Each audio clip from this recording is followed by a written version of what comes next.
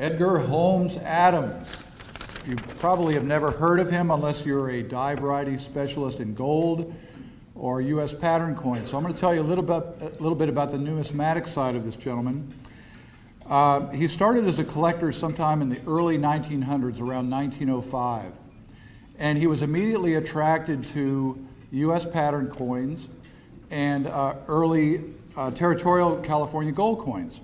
He started keeping these notebooks. He would record die varieties. I talked to John Danruther and I said, tell me something about Edgar Adams. He goes, oh my gosh. He said, when I wrote my the BD book on early U.S. gold varieties, he said, Edgar Adams was the first collector to varietize early gold. And so when the reference book was written, when JD wrote his reference book, he relied heavily upon Edgar Adams. So the collector Waldo Newcomer, who put together a massive collection of U.S. coins, bought a lot of Edgar Adams coins and based his entire collection on Edgar Adams varieties. He also had access to William Woodin's collection of pattern coins. William Woodin, if you remember, was the fellow who bought the $50 gold unions from the government, got in big trouble for it, and they traded for those gold coins. They gave him literal trunks full of pattern coins for the mints because they wanted these coins back. So using that collection as a basis for their book, Edgar Adams and Williams Woodin wrote the first book on pattern coins. We're very familiar with the Judd book, but prior to the Judd book, everything was AW, Adams Woodin numbers. So he is very notable for that. He became a columnist for New York newspapers in the early 1900s about collectibles, coins, stamps, and he caught the eye of a fellow named Farran Zerbe, who is also a famous numismatist. And when Farran Zerbe bought the Numismatist around 1900, 1910, he said, you know, Edgar, why don't you come work for me, write some articles for me, and publish the magazine? So Edgar Adams became the publisher of the Numismatist for a number of years, from 1905 to about 1908. And then he went on and became a coin dealer of some note. He conducted one auction of William Woodin's duplicate pattern coins. And he ran some ads in the Numismatist. He wasn't really a notable coin dealer, but he was more famous for his research and his contributions to numismatics.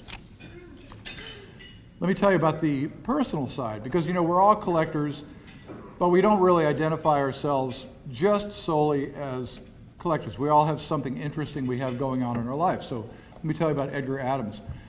When he was 12 years old, he and a friend were playing around with a shotgun, and Edgar tripped on it and shot himself in the leg. So he was like handicapped for life.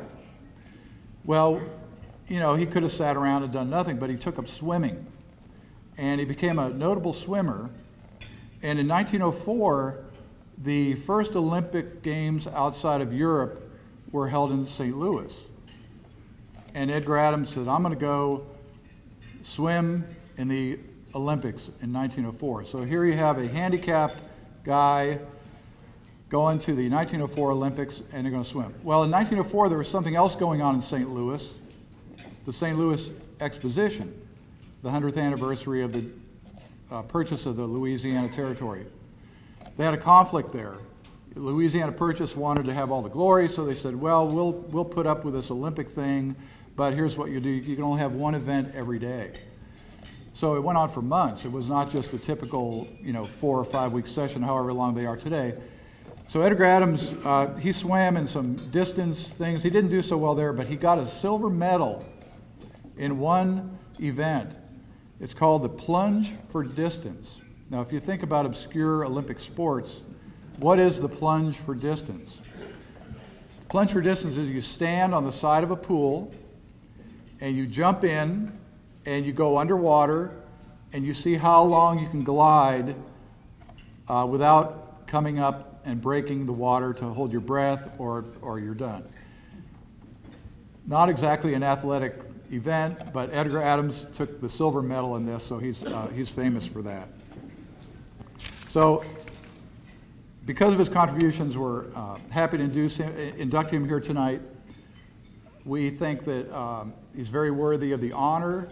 He's really unrecognized, but here today we actually have a chance to give him a little bit of due. So our 2014 inductee, Edgar H. Adams.